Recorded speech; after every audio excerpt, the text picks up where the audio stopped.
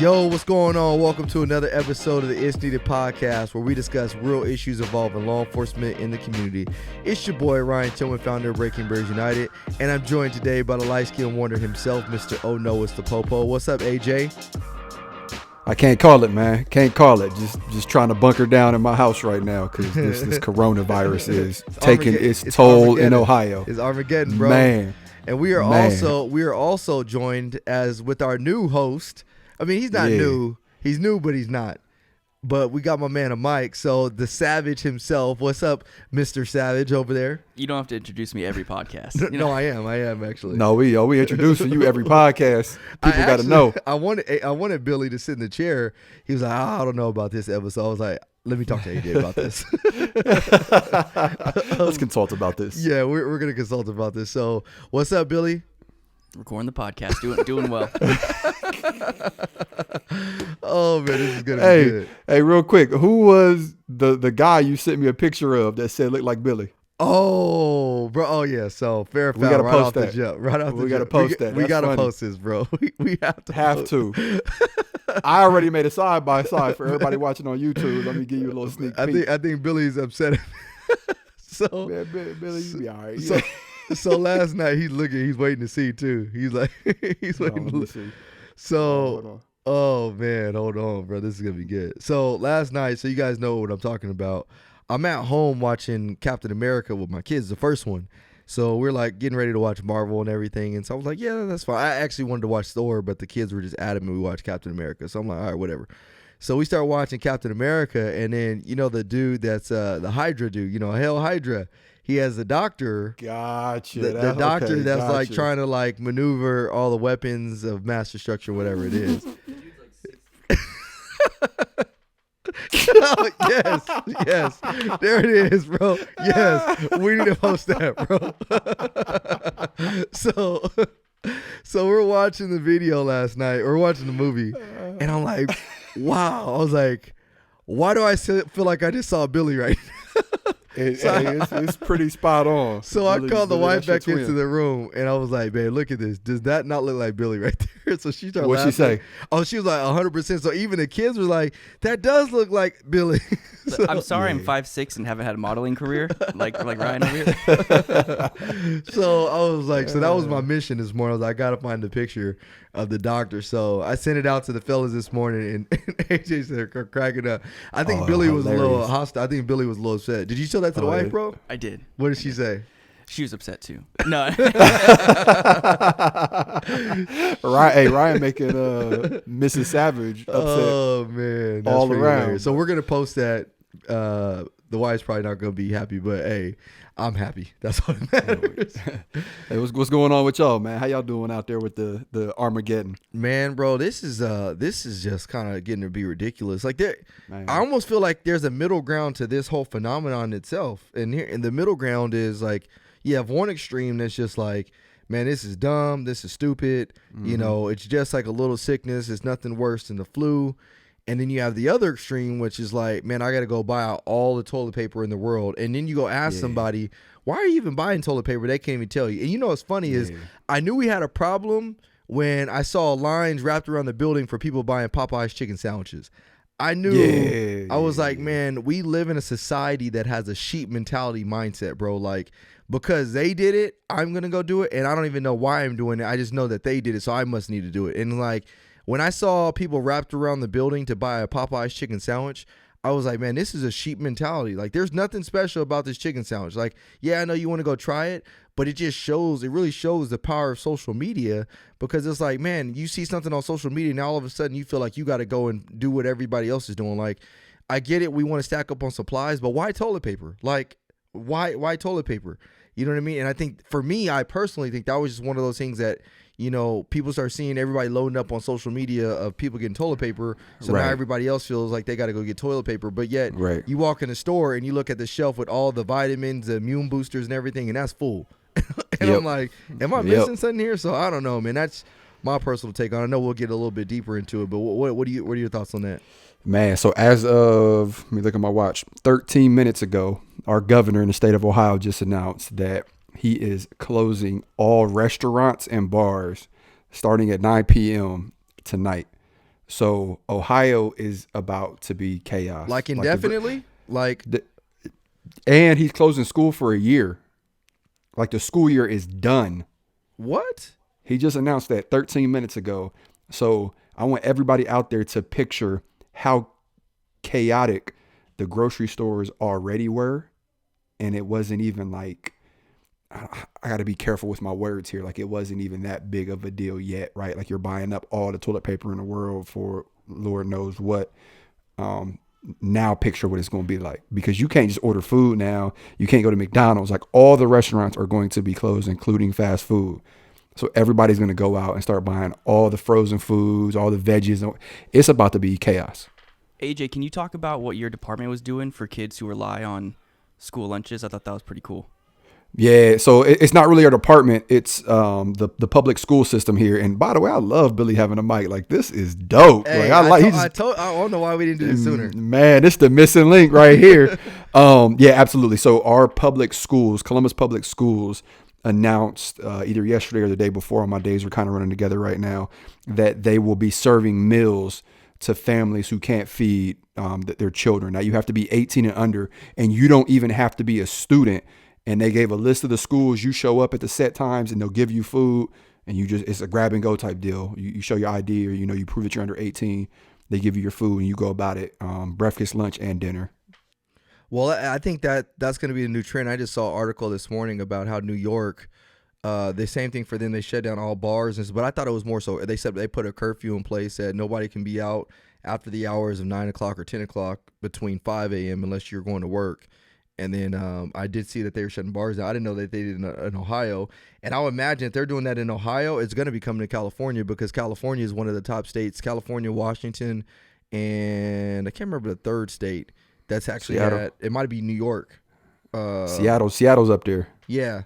So Seattle, but I know we're at the top that is having some of the outbreaks as well here. So so that gets me back to my point that I was making, is that the middle ground is, I recognize that, hey, there is coronavirus is a serious thing, or can be serious to a certain group, older people that have compromised immune systems. Mm-hmm. But is it a deal breaker? Is it a world ender? I don't think so. Not at all. I think it's more of a media hype, a social media hype in that end. Yeah. But the sad part is that because everybody's afraid that the world is about to end, people that may not realize or may not think it's that serious, it makes it harder for us now, because everybody bought up all the groceries, so now I can't go get no groceries. You know what I mean? Right. So right. And you talk about babies and stuff like that, and baby wise, you just had a baby, so it was like, well, shoot, like diapers, but like it's one of those things. It's almost like a domino effect. Like yes, you put one domino down, then everything else is affected by it. Jobs, food, everything is affected by it, man. I mean, even all of my speaking engagements are now pretty much done for the most part. I mean, I know we say we're going to postpone them, like, or we're going to reschedule them. That sounds nice, but the reality of it is what could really happen is that they cancel school for the rest of the year. And when they cancel school for the rest of the year, that pretty much means that the contracts are done now for all my speaking engagements. One of my good friends sent me a message on Snapchat. Now, I don't know if y'all know how Snapchat works or not, but there's a feature called Snap Maps. And you could basically zoom out or zoom in to whatever area in the world you want to. And as long as someone's Snapchat is public, you could see what they're posting, right? So my buddy sends me a message. He goes, check out Italy's Snap Map when you get a chance. So I'm like, all right, because Italy is on lockdown. Yeah. Like they're like the mecca of all of this, right? So I hop on Italy. It's like something you will see in the movies. And these are just random people all throughout Italy posting. They're all in their houses. There were multiple videos. And you have to understand how Italy is set up, like with like the alleyway style roads. They're kind of close. Majority of houses have like balconies that kind of face each other. There are multiple videos of them like standing on their balconies or patios, like screaming back and forth, like having communication, singing songs. But then they would pan to the streets, and the streets are empty. I'm talking like something you would see in a movie. And that was all over Italy. Like I'm zooming out and zooming into different areas all over Italy. Wow. And that's really what I've heard. That's like the one way to kind of contain the whole thing is that you really just got to shut everything down. And I've actually heard that I wouldn't be surprised that they're going to do a whole governmental shutdown across the United States. Yep. So it's coming. I mean, it's only a matter of time when, I mean, so here, that kind of gets us into the topic today of first responders and how first responders are affected. Because realistically, you do a whole government shutdown like that. Well, what happens to the first responders? Because people are still going to do crime. And actually, people are going to see it as an opportunity now. More crime. Yeah, like, oh, man, here's my opportunity to go out there and really do things without getting caught. I mean, there are already police agencies right now that have suspended all proactivity on law enforcement. And so they're only responding to 911 priority 1 emergency calls. So we announced last night around 11 o'clock that we are only responding to like priority runs. So like unless you're getting like stabbed, shot, beat up like badly, you know what I mean? Like only priority runs. That's all we're responding to. Like we're not showing up to your crash. If your house got broken into, we're not showing up to take a report. Like none of that. That was announced last night. And there's already talk about them putting us on longer shifts. There's just all sorts of like rumors floating around and like how we're going to handle that. But you have to like think about this. Nurses, firefighters, and police officers, we all have to continue with our 9 to 5s, like our jobs. Like you just can't say, all right, everybody just quit going to work because then the infrastructure will just crumble, right? Like, and it'll be complete chaos. It'll be the purge, right? Mm-hmm. So with that said, how do you effectively and safely continue that? Like, how do you, because we just announced 2 hours ago here in Central Ohio that a Columbus firefighter has tested positive for coronavirus. Well, that's what I said. It's like, what happens when one of us tests positive? Now you got to quarantine all the officers. So then the answer to that was, okay, well, what if we get adjacent agencies to come patrol your city? Okay, well, what happens when one of them get it? Right. It just continues. And so, we haven't seen the worst of it yet. And that's why, people say like, oh, well, it's not that serious. Like me and my wife were having a discussion about it. And she's like, oh, it's not that big a deal. Like more people die from the flu. And to me, honestly, it's not necessarily the disease that's scaring me.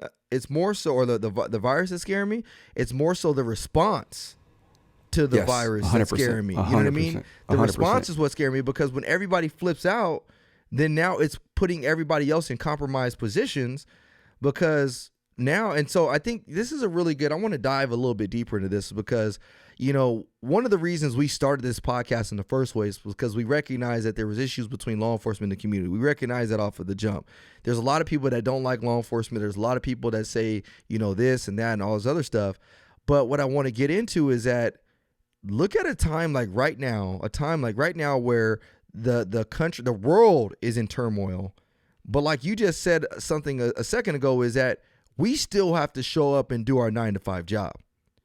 Like I have to leave my family who is at home, with the rest of the world panicking or could be panicking, to go out and help somebody else out. And you're going to have those people that say, well, you signed up for this. Yeah, I signed up for it. But at the same time, that doesn't relieve me the fact of I have a family. I have a family at home. I have a wife. I have kids at home. You know what I mean? Shoot, what if they're sick? But yet I have a responsibility to go out there and help you and your family out. And so, we can talk all day long about how officers are bad or this and that. But where the rubber meets the road is we still make sacrifices that nobody else in this country outside of first responders has to make. Unless you're in the military, you know what I mean? You don't have to make these. And when I say first responders, I'm also including doctors and nurses and stuff like that, because they may not be first to the scene, but you got to think about the situation we're in right now is that person coming to the hospital, they're going to be first in contact with them. You know what I mean? So I was working yesterday and I had heard something about a patient that was being brought to one of the local hospitals that might actually have the virus. And so the funny thing is like that nurse that's there, those nurses, those doctors, they all have kids too.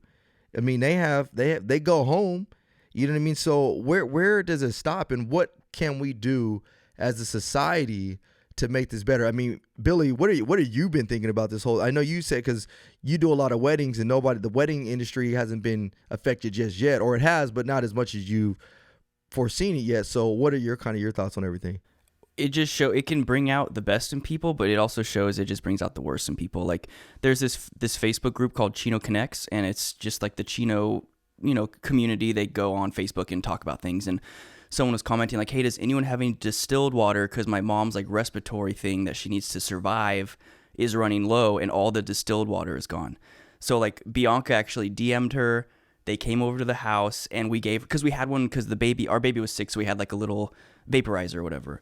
We had a gallon left, and the woman was like sobbing, like offering us money, like thank you so much, and like we're like, no, take the distilled water. But it's just like, let me know too after this, because I have I'm gonna throw myself under the bus right now, but we had needed some water a few weeks ago before this whole crisis, so I went to the store, and I don't know the difference between no distilled or nothing like that. So I got 2 distilled things, of 2 gallon distilled water things. And my wife was like, "Oh, thanks, babe, but we can't drink distilled water." I was like, "Oh, I didn't know that." So let me know, man. I'll make sure that I'll get those to you, so that way you can give that lady if she wants them. Yeah, for sure. So, some people are really in need, and it's all gone. Yeah. And I want everybody to think about that for a minute. Like, that's a prime example of the appropriate reaction to something like this, opposed to Billy reading the message or hearing about the need and hoarding it, thinking, well, I might need this for X, Y, and Z, or I can make a profit for it, because that's also what people are doing, right? People are selling rolls of toilet paper for $15. A roll of toilet paper for $15. Instead, Billy seen the need, decided to be a good human being because that's who he is. It was all Bianca. I wasn't home. I would have done the same thing. I just didn't want to take credit. Right. Well, sorry, the AJ. yeah. Family. But it's that's because of Billy's leadership that Bianca made that decision. Exactly. But in all actuality, and then on the other hand, you have people who are like hoarding items that families are going to need eventually, if not now, right? Say we legitimately ran out of toilet paper right now. What do we do? I was thinking about that too. Granted, I have some ideas, right? Like, we're going to be all right, but like, seriously, like, think about it though. Yeah, that's what we got running water for, right? So, but no, you're right. And here's the other thing too that people aren't realizing. For what? Like, you go ahead. Exactly. You had froze up, my bad. But here's the other thing that people aren't getting is that no, you froze up. Is that when we take the stuff out of the stores, well, where do you think a lot of hospitals get stuff from stores too? Just because they're a hospital doesn't mean that they get everything from distribution centers. So I was reading a post from a nurse that's a friend of mine. Billy knows him too, and he's talking about there's stuff that because we're all taking the stuff out of the stores, well, now they don't have the stuff that they can use in hospitals for certain things. So it's like, I saw another post on a guy selling, like, he had a garage full of like hand sanitizer, and he was trying to sell it on Amazon. Now Amazon prevented him from selling it or something like that.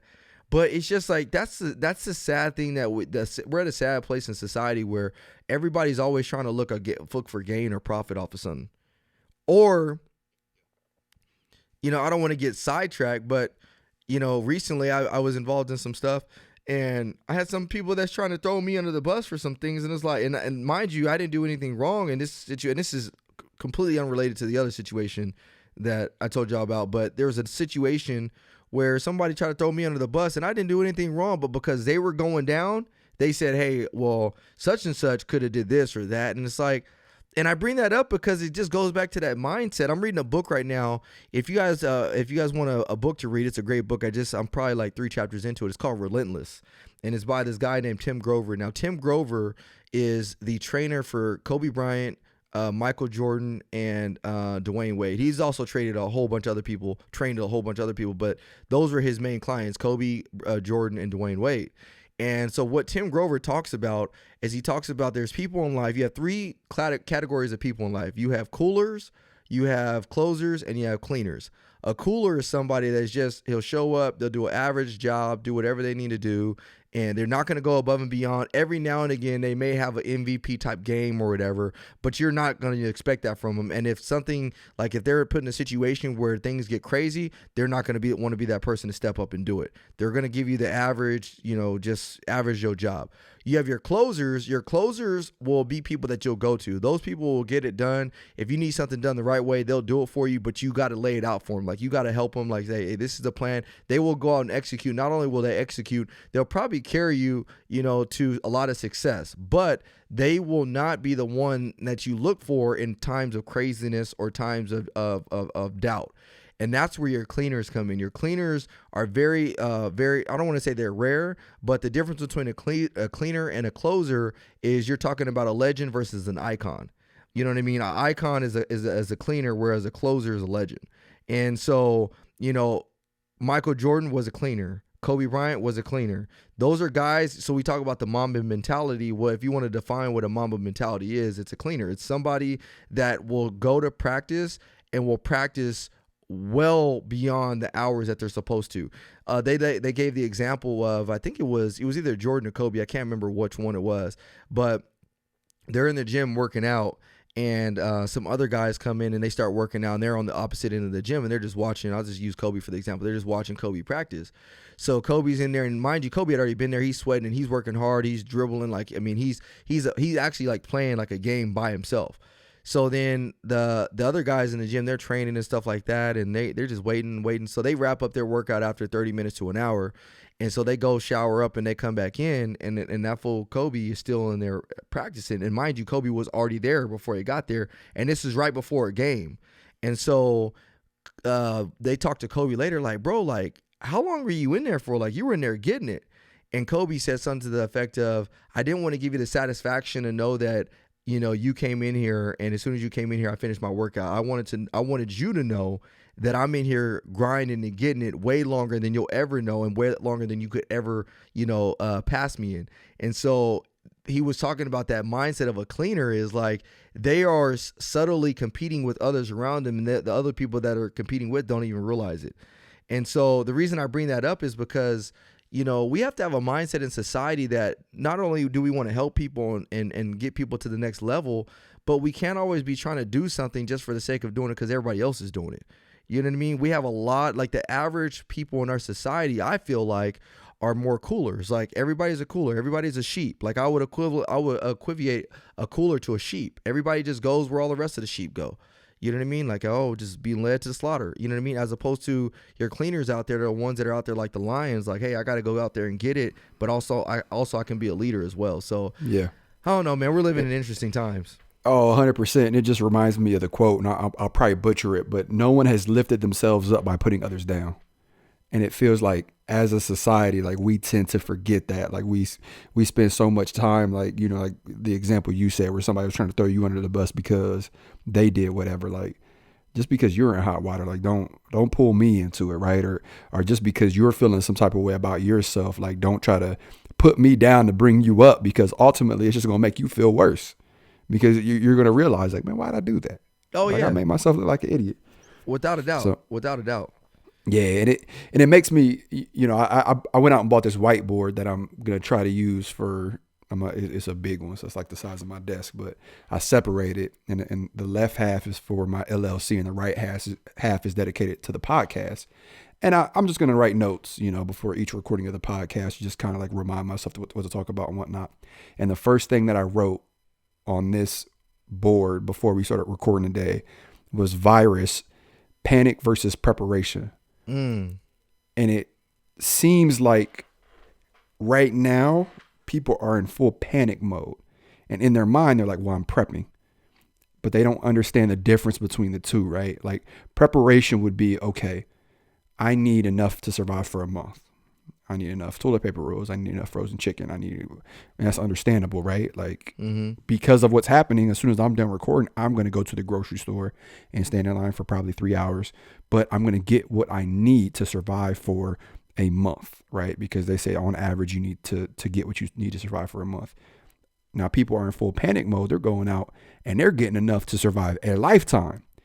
And it's like, you're causing Wow. the panic. Like you're the first domino or you're the second domino in this domino effect, because now what people are going to do is they're going to see you stocking up on everything and they're going to go, well, maybe after this month is up, there's not going to be enough.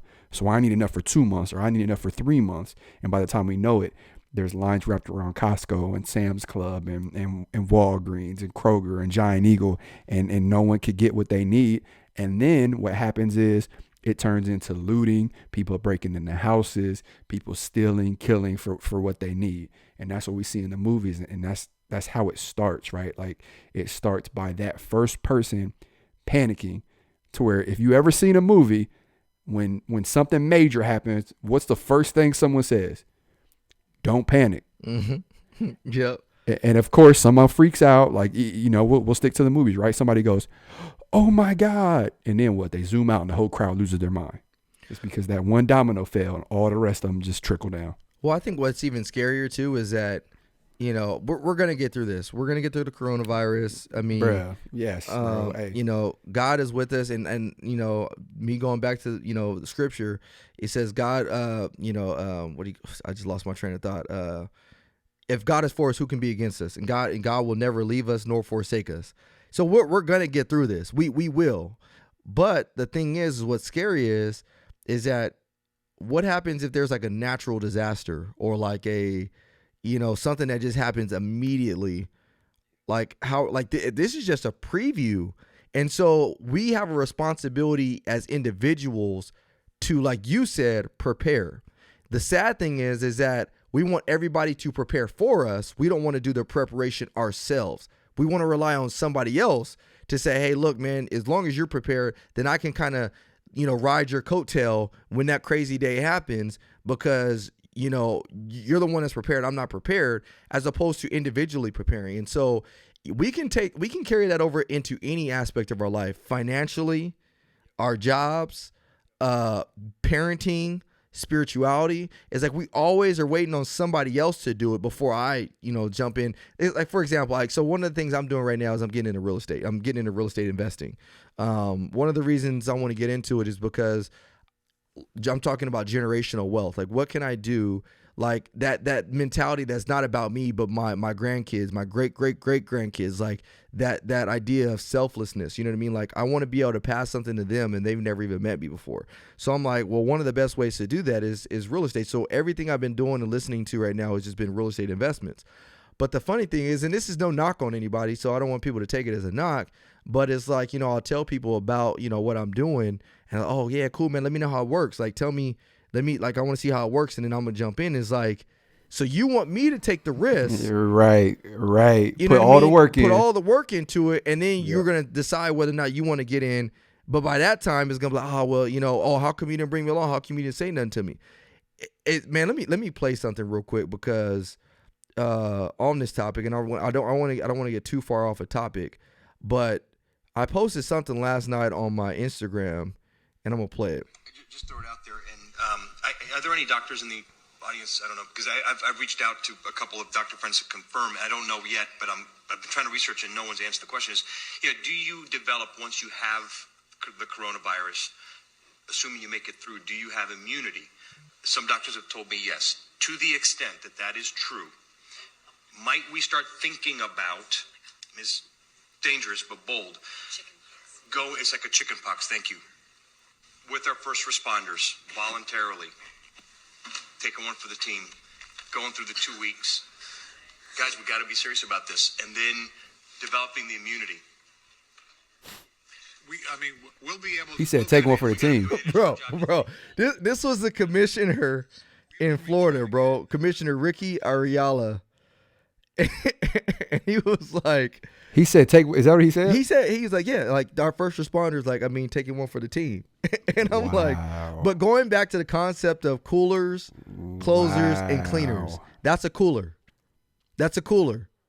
Because cleaners will take one for the team without having to be told to take one for the team. As a first responder, I'm going to take one for the team just because that's what I do. That's in my nature. I'm going to go out there and be that guy that's going to take one for the team if I need to, because that's what I signed up for. And that's what God has put in my heart. But I would never go out and tell Billy, hey, take one for the team. AJ, bro, I'm going to need you to take one for the team. That's the mindset of a cooler. And unfortunately, that's the mindset that a lot of people have in society right now is, hey, I want you to take one for the team before I got to take one for the team. And that's what makes me so upset is like, as first responders, most first responders do have that cleaner mentality is like, we're going to go out there and take one for the team. I see it every single day I go to work.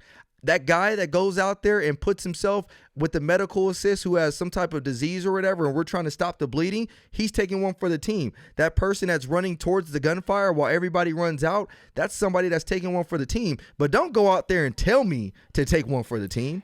Not only that, but you need to understand this, especially when you're talking with a virus or something that's highly contagious, is we might go out and take one for the team, but guess who's not going to take one for the team? And I could guarantee you this.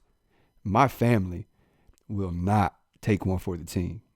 They did not sign up for this. No. Like my newborn son did not sign up for this. My wife did not sign up for this. I'll go out and I'll take one for the team. But when you're talking about something like this, when you say, AJ, go out and take one for the team, guess what else you're asking me to do?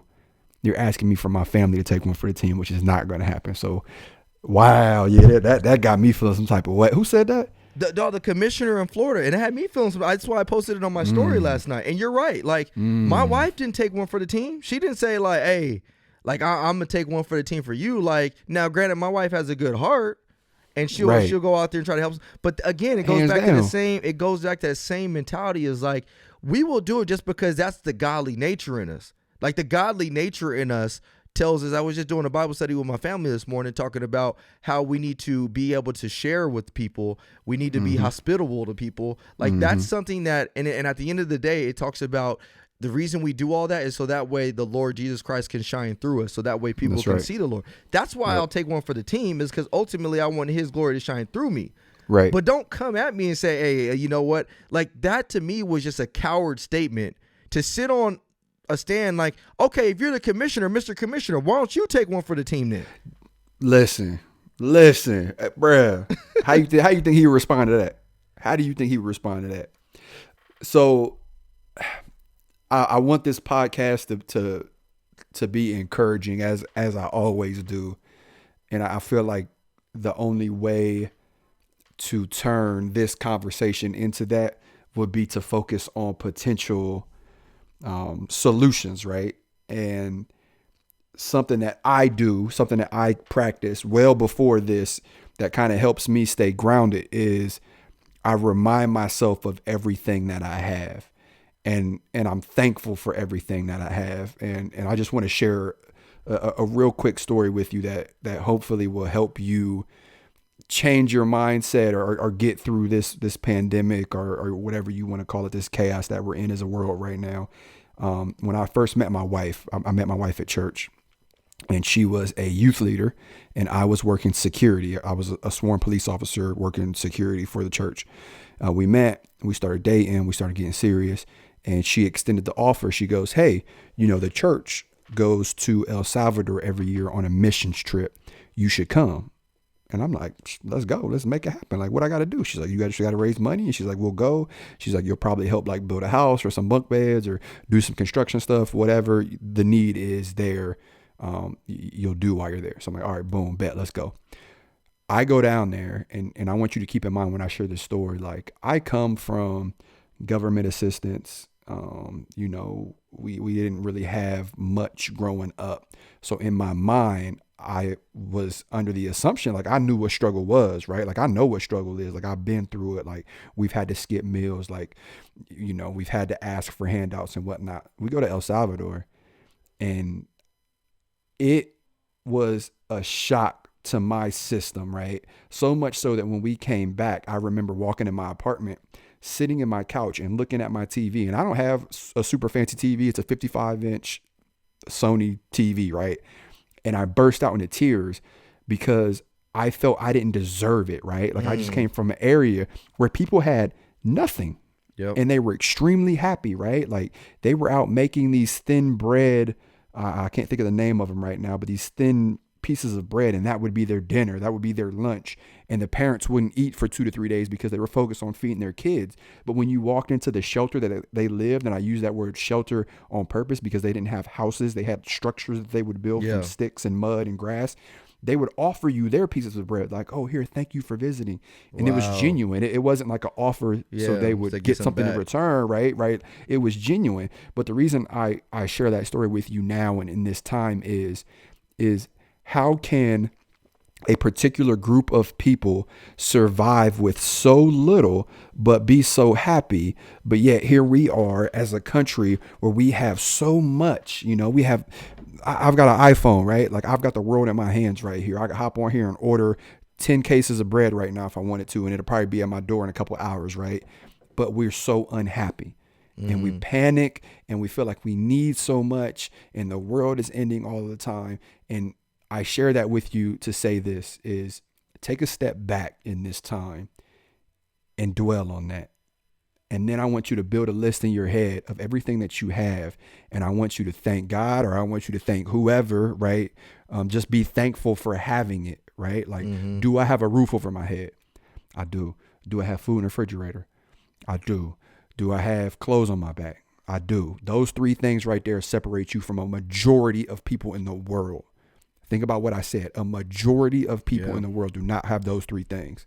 So instead of being in a complete panic and freaking out about like this whole thing, take a step back and realize, hey, one, we're going to be all right? Like you said, and I'll just dive into it, right? Like Luke 10:19 says, like, I give you authority over this, right? Like, you will walk through the scorpions and the snakes and you will come out unharmed. Like, we going to be all right? And even if you don't believe in God or the Bible, or maybe you practice some other religion, like, we gonna be good. Like, this ain't nothing. So just take a step back and think about that.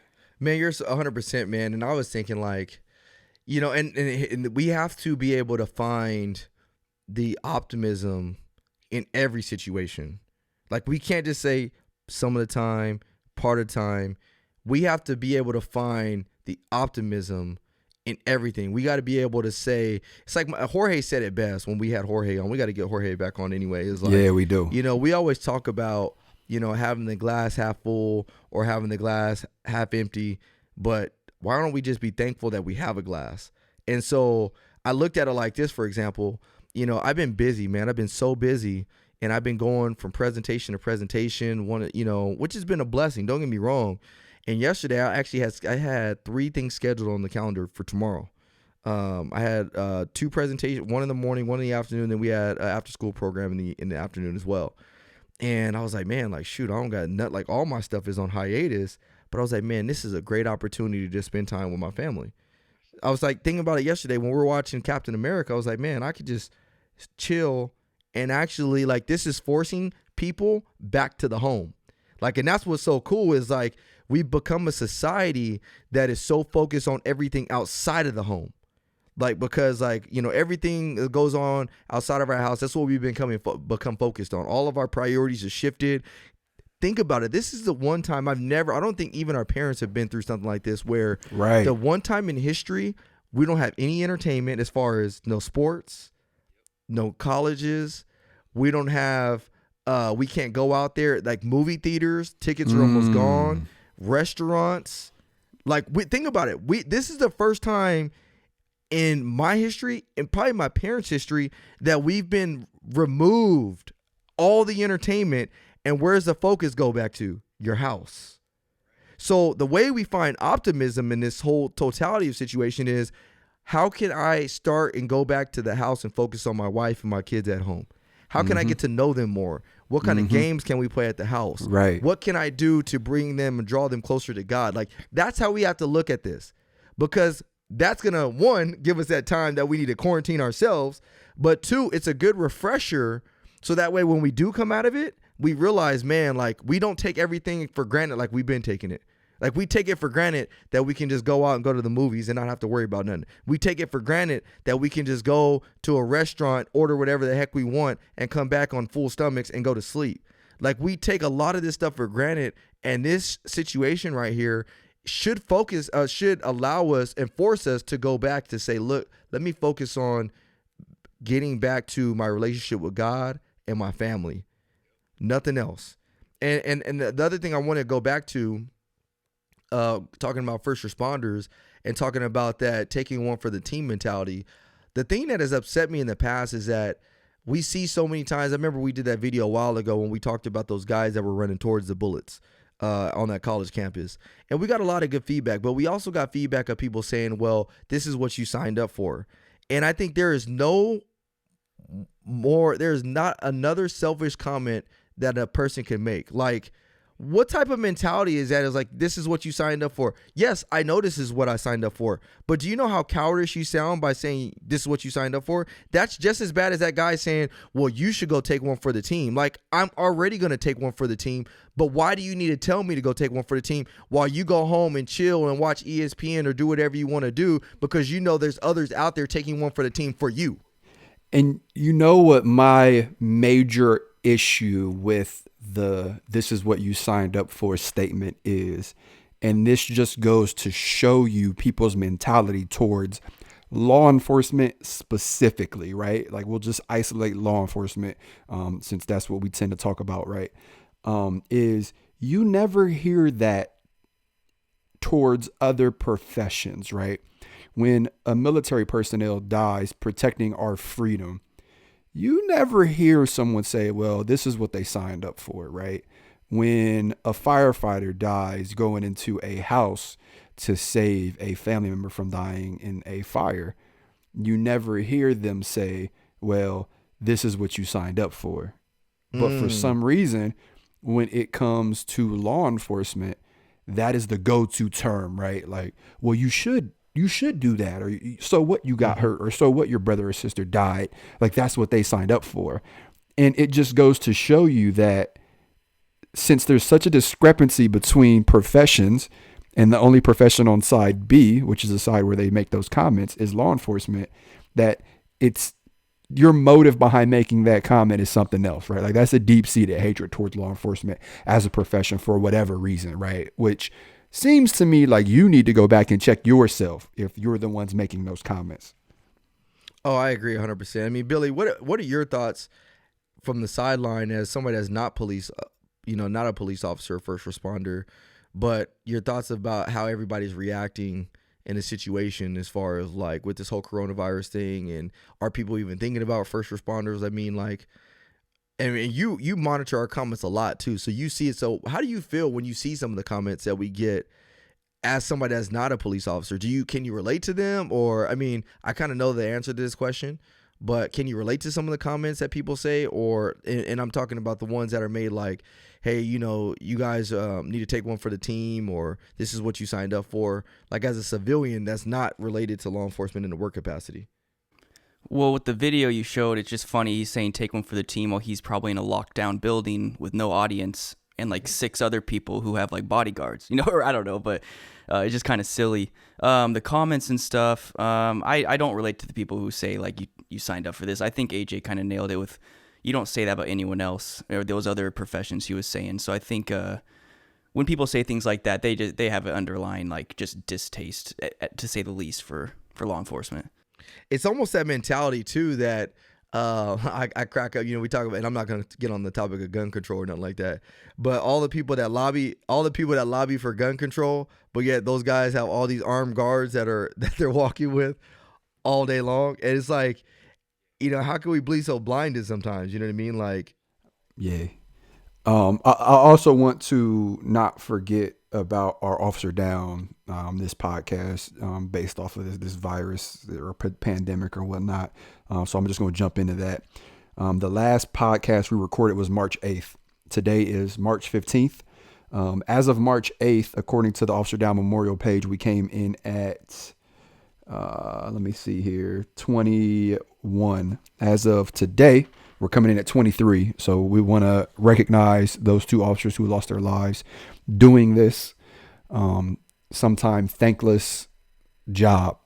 The first officer we're going to recognize is Officer Brent Scrimshire from the Hot Springs Police Department in Arkansas.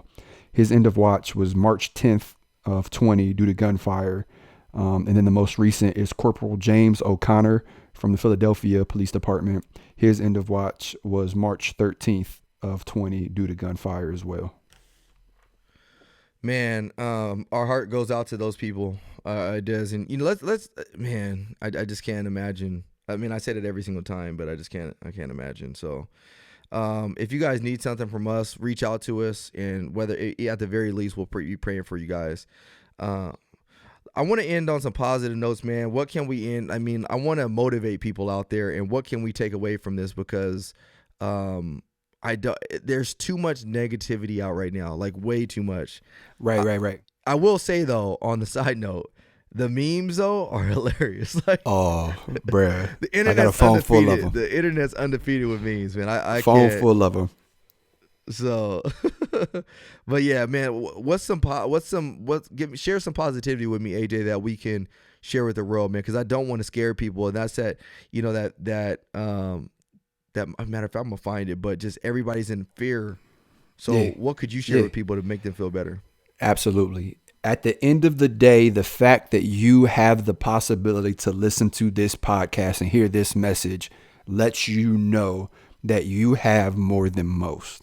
So take a second, step back from all the chaos going on, and be thankful for what you have. The moment that you switch that mentality, the moment that you flip that switch in your mind from complete panic to being thankful for what you have, things will start to calm down and you start to see things in perspective. That's it. It's that simple. People ask me all the time, AJ, you've got this going on in your life, or AJ, you've been through X, Y, and Z. Like, how is it that you could walk around and have a smile on your face and be so grateful and not worry about this and not hate this person or these group of people that say this or do this to you? And that's exactly it. Like, I'm aware of what I have, which is much more than a majority of people out there. So I'm thankful. What does it look like for me to go out to a restaurant and order the entire right side of the menu and then complain about the dessert that came out, right? Like I have the capability of ordering all the food. Like that's selfish. Like, take a second, breathe. It's going to be okay. Prepare yourself, right? Like, let's not forget to prepare. There's nothing wrong with preparing, but don't panic. The moment you panic, you start causing chaos. And we see where chaos has gotten us in the past, so we know where chaos is going to get us in the future. Be thankful. And I want you guys to also realize fear is the enemy of God. Fear is the enemy of God. You know what I mean? And it says fear not. And, this is what Satan or the devil, whoever you want, like, this is what he wants to do. Like, the best way to take a people over is to divide and conquer. But we have to be able to stand united together as people, as brothers, as sisters. We got to realize this is our time. I honestly believe like this is our time to show that we're more united than people believe we are. That's it. And this is just not on a United States of America thing. This is on a worldly basis. Like, we're at the end of the day, we're all brothers and sisters. And I think that's what's most crazy about it is like, it's not just the United States going, like the whole world is going through this. The whole world. And so we have to be able to come back and say, you know what can I do? Like, I need to do my part. Instead of telling or pointing the finger and telling somebody else to take one for the team, point that finger at yourself and say, what can I do to take one for the team? You know what I mean? Like, what can I do? What can my family do to step up and take one for the team? If we all had that mentality of what can I do, we would be so much better off, because you wouldn't see a line out the back wrapped around stores of people trying to hoard all this stuff. You would actually see, hey man, do you have any water? Let me give you some water. You know what I mean? Exactly. Instead of me taking this last roll of toilet paper, hey man, I'm gonna buy this, but we can split this. How about we split it? Because I know there's no more left. Man, I went on. Man, it's funny. I was traveling. When was I traveling? I was traveling like 3 or 4 weeks ago, and I'll never forget. I was in the line, and people show up late, and so, or whatever reasons that people show up late or whatever reason, but these people, they were about to miss their flight, so the security line that day was wrapped around like it was crazy. So you had these people coming up and, hey, do you mind if we go in front of you, because our flight is about to take off in like 15 minutes and we got to get through here. So most people will let them through, but there was a couple that was right behind me, and they were like, no, I mean, that's they can't, you guys can't get in front of me. And I was like, you guys can get in front of me. But the funny thing is like, what would it have done to you to just let them go in front of you? Right. Like, how much are you honestly gonna lose to not let that person go in front of you. But again, it goes back to that mentality of it's about me. And I heard them chipping behind me talking about, well, they should have woke up earlier. They should have did that. You don't know what happened in that. Yeah, you know what? Let's just say, let's just say that they did wake up late. Okay, we all make mistakes. But at the end of the day, you don't know what they're going through. And it's that mentality of like, you want to find, and people do that. We do that because we want to justify why I didn't allow somebody to do something. I got to justify it to myself to make me feel better about myself of why I didn't let them cut in front of me. You know, they probably woke up late. That's their own fault. Like, that's wrong on every level. Like, don't try to justify it because you didn't let them go through. If you didn't let them go through, just don't let them go through. You don't got to justify it. But my point is like, what would it really have cost you to let them go in front of you? Nothing. Especially if you've been there for 2 hours, 3 hours, and your plane don't take off for like another 3 or 4 hours, and you're going to be chilling at the gate anyway. Like, it's just that selfish mentality that we have to get out of as people and just say, hey, look, like, I'm going to be better and try to work. I'm going to help everybody around me and not just myself. We can all win together. Like, for some reason, we have this belief that there's only one winner. No, there's a lot of we can all win together. There's so many. We can all make it to the end together. But we have this mentality of crabs in a bucket. No, I'm about me. I'm going to get mine. And, you know, so I really want to thank every single first responder out there, nurses, doctors, police officers, firefighters, EMTs, you name it. I truly want to thank you guys for doing what you do. Despite the criticism you've taken, despite the people talking about you, despite the, you know, all the names that people have called you, you still show up every single day and you put your life as well as your own family's life in harm's way because you're making yourself susceptible to these diseases and things like that. So I want to personally thank you because I know it's not easy. And on top of that, if things get even worse, while everybody's at home, do you know the people that still have to go to work is the first responders? We're the ones that are still got to go to work. We're going to be, if you guys don't realize this, they can force overtime. We have a profession. I have it in a policy at my job that says in the event of a natural disaster, I can be mandated to come to work. Mandated. What other jobs do you know out there that you can be mandated to show up to your job? It's the opposite. They telling you to stay home. Yes. Think about that. Think about that. To work. Think about that. If we talk about our like earthquakes, say there's an earthquake that happens here. In our policy, it says, hey, look, at your earliest convenience, you are mandated in the event of a natural disaster or earthquake, whatever it is, you are mandated at your earliest convenience. Once your family is secure, you need to show up to work. So think about this as a family. If you're a family man or a family woman, think about it. Like most people, like where do you want to be at in a natural disaster? Where do you want to be at? You want to be with your family, right? Like in the event of a natural disaster, you want to be with your family because you don't know what's going to happen next. Well, what's going to happen for first responders is in the event of a natural disaster, yeah, I could try to make sure my family's okay, but now I got to leave my family. So that is one of the most selfless acts out there. And so when people criticize this or talk about that, like we can't lump the two together. Yes, there can be better first responders. Yes, we can do our job better. Yes, we can train better. Yes, we can, try to figure out other ways to strategically operate, everything better. We can do all that. But when it comes down to just the selflessness that we come to show up to work with every single day, you can't match that. You can't. I don't care what industry you're in. If you're in the tech field, shout out to you. We appreciate you. We need you too, but you're not going to get mandated to come to work. Shout out to those people that, are working in restaurants and all the other stuff. But just like AJ said, they're mandating you to stay home. Well, as a first responder, we can't stay home because crime will still continue. Just because there's a natural disaster does not mean that crime is going to stop. No, if anything, crime is going to spike because people find opportunities with all these natural disasters. They find an opportunity that presents themselves to go out there and they see other people that are victims and now they want to take advantage of them. So you know what? No, first responders can't stop. Firefighters, they can't stop. EMTs, they can't stop. And if they stop, where would the world be? So, I thank you guys. I appreciate you guys for everything you guys are doing out there. We're all in this together. We will get through it. I promise you we will get through it, but we just got to keep the hope and faith.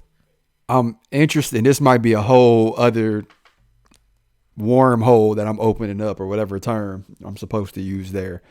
But I'm gonna just go into it. I'm interested to see with the way that things are trending now. I'm interested to see what companies, if any, will forgive monthly bills because your lack of income. Wow. which is something else to think about, right? Like, because as of now, like your rent is still due, your phone, your electricity, your car note.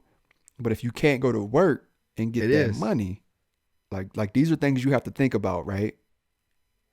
So just some food for that's thought. gonna be that's gonna be crazy. I mean, I don't think we've begun to see what we're gonna see. I honestly don't. Like, I mean, where does it stop? You think this is just the beginning of I this? do. I mean, I think we'll get out of it sooner than later. I think we'll, come April or May, I think we'll start seeing things open back up and things. But for the next few weeks, I mean, think about it. This is just the tip of the iceberg. When you start shutting down restaurants, when you start shutting down, I knew it was gonna be pretty crazy when they start shutting down all the professional sporting events. And the reason I knew that was crazy, it wasn't necessarily them shutting the sporting events down that made it crazy to me. It's that the amount of money that they're sacrificing by shortage. When you sacrifice a lot of money, millions. You know there's a problem. Yep. You know there's a problem because we all know for the love of money, the root of the love of money is the root of all evil. And the last thing people want to do is sacrifice money. So when you start shutting down, professional sporting events, I knew we had a problem. Mm-hmm. Yeah. And yeah, while we're on the topic of like thanking people, I want to thank you for listening to this. And if you're listening to this right now, I want to thank you. And more specifically, I have to give a shout out to my guy, Big Blue. I have to listen. Big Blue, yes. My guy is an animal, man. I was just talking to him on Snapchat a couple hours ago. Like, man, he is the epitome of like resiliency and just not giving up. And, he's an avid listener of the podcast. And, we talk to him, Ryan and I both talk to him back and forth all the time. But, he hit me up. He was at the gym, like, hey, I got to get it in still. Like, I'm not giving up. And it's just like, I had to tell him, like, man, you motivate me. Like, seriously. And I mean that. And to all of the listeners and all of the followers, and even if this is your first time listening to this, like, thank you for giving us your time, but just don't do it and don't take something from it, right? Like please listen to what we're saying. And if you don't agree with it, that's fine. But form your own thoughts and opinions based off of what we're saying, and put some deep thought into it before you take it as gold. But just thank you. Yeah, straight up. And Billy, on that note, do me a favor, kind of share with since you got a mic now, share with all of our listeners the success that we've had as a podcast. Because if you guys don't realize, Billy does all the numbers, Billy does all the production of the podcast, and I'm thankful for you, bro. Like, I've listened to some other podcasts out there. And let me tell you, bro, like the quality of the podcast that we have is phenomenal, bro. I don't thank you enough, but share with our listeners and viewers some of the success that we've had, and realize that we've only been on air a year and a half, almost 2 years. Yeah, I think it'll be 2 years, but that's, if you really think about it, it's not a long time considering some time that other podcasts have been out. So go ahead. Yeah, so I was doing some research, and they said in 2019 there was about 750,000 active podcasts. So from that, there's probably podcasts that get 2 views, and there's podcasts that get millions. So they at first they said it's hard to put an exact number on who's doing well, but they did kind of boil it down to if you post a podcast and in the first 30 days it gets a certain amount of views, you're in this percentile. And we are very close to being in the top 10 percentile of podcast listens. So, and that's a big thank you to, just you guys sharing and just following along and buying into this, and with just like liking AJ and Ryan. And so yeah, top 10 percentile. And that's with, we're not like a celebrity podcast. We're not like a ex-bachelor who just started one because they have to. We're not some major network who, invested millions. This was 2 guys who got some mics and started sharing what they're passionate about. So it's awesome. You hit the nail right on the head, except for 2 things, Billy, and I gotta throw it out there is the first thing you said is this isn't a celebrity podcast. It 100% is, because we got the Savage And my man, even though you got the blue check mark, but even though he might cut this part out. Hey, straight from the set of Captain America, baby. He get recognized, boy. When he out in public, he get recognized. Yes, he I does. go into detail because I don't want him to choke you totally me took out. that out of context, and that's not what I meant. And then the second thing you said is, this was just a podcast where two guys grab mics. Like my man Ryan said, Billy, we couldn't do it without you, bro. Like, we could not do it without you, bro. Like, we would probably be recording from our phones and sound super bootleg if it wasn't for you, man. So you get the credit as well. Like, you definitely get the credit. Yep. So 100%. And this is the first week we've ever done it back to back like that. Back to back. I mean, we've recorded back to back, but in the past we would save it to post for a week and a half after. This is the first time we've actually going to post back to back. We had one post last week. We're going to post one this week. So, I mean, we're growing, and even though the world's falling apart, it could be Armageddon up in this thing, and I'll find a mic like, hey, we got to get a podcast out to our listeners. Man, it could be burning around us. I'm like, hey, Billy, fire up the mics, bro. We got to get this out. We've proven it. We have proven it. Hey, Ryan's been on his deathbed. I've been on my deathbed. I've been behind Walgreens parking lots. Lava Butt Ryan. That's his new name. Lava Butt Ryan. Oh man. Hey, we have been through the thick and thin. We don't plan on going nowhere, guys. So we thank you for that, and just stay encouraged. I want to encourage you to go be an encouragement to somebody else. Like, whatever it is, if we want to get through this, the first step we can do is just be an encouragement to other people. That's how you do it. Don't talk about all the negativity. Don't share the negativity. Find the bright side of things and look at this as an opportunity for us to dig deep down inside and get back to our own families. Because right now we've gotten away from our families. Well, now is a chance. Now we don't have an excuse to be with our families. So let's be with our families. Let's love them. Let's share with them, what it means to be a good civilian for our communities. So that way we can go out there and really make this country a better country than it was before the coronavirus. So with that, guys, we love you. And I always said we'll see you next week, but I can actually officially say we'll see you next week, because we'll be back next week. So, and then this does take sacrifice. Our wives, we all have wives here, and they're committed to us. So shout out to our wives. My wife fair or foul, my wife don't even listen to the podcast. Well, she busy, man. You got a little army over there she taking care of. I'm saying, pal, I walk out in public and get recognized, and my wife be like, "Why they recognize?" I'm like, Bianca listens to like 3 different Bachelor podcasts, but not ours. So. Oh, but we can't get no love, right? Hey. I gotta bring this up before we get off the podcast, because when Billy said he was part of like a Bachelor Survivor thing, fantasy league. I was like clowning you low key, like, oh, I gotta bring this up on the podcast. But then I found myself watching a show on Netflix called like Blind Love or Love Is Blind. That's worse, man. Man, I had to respect like your thing. I was like, well, I'm like talking to the wife about it, like, babe, can we watch one more episode? Like, this is good, and I don't get into TV like that, so we all secretly have our things. On that note, we are starting a Facebook fan page. What's it called, Billy? Yeah, guys, Facebook fan page. It's Needed Podcast. Perfect. There it is. So you guys will have exclusive access to be able to talk about whatever you guys want on our page. Me, AJ, and the Savage will go on there and answer your guys' questions. A lot of you guys DM us, but sometimes DM is not the best way to get a hold of us, just because we're flooded. And so with the Facebook fan page, we want to give some premier access to people that really follow us, like Big Blue. So that way we can interact with you guys. And we also want you guys to share topics that you guys would like to hear on the podcast. Give us feedback from things on the podcast. So the Facebook fan page is called the It's Needed Podcast. Go on there, subscribe. But most importantly, go on to iTunes or wherever you listen to your podcast at. Give us a 5-star rating plus a review. Those 5-star ratings truly mean the world to us, and that's what helps catapult us into the level of the top 10%. So that's our goal. Before the 2020 year is over, we're gonna break that top 10%. So yeah, just real quick, just for clarification purposes, for the Facebook group, is it hashtag It's Needed Podcast, or is it just the It's Needed Podcast? I'm gonna look that up right now. It's brand new, guys. Like, literally, me, AJ, and Ryan are the only people in the group. So help us out and join, so we're not just talking to each other. Crickets up in there. Which we could talk to each other all day, so Yeah, it's needed.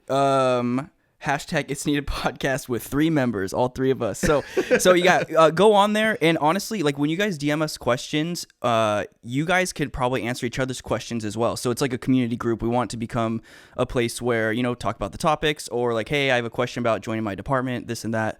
Yeah, you guys can all help each other out. Yep. And if you have inside scoop about anything, like this will be the place where you could like send, you know, say something happens at your agency or in your city and you've kind of got the inside scoop and you want us to talk about it. You could DM us that information there. Like there's endless possibilities there. So definitely go there and check it out.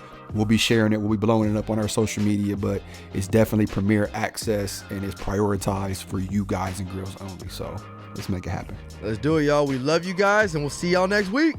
Peace.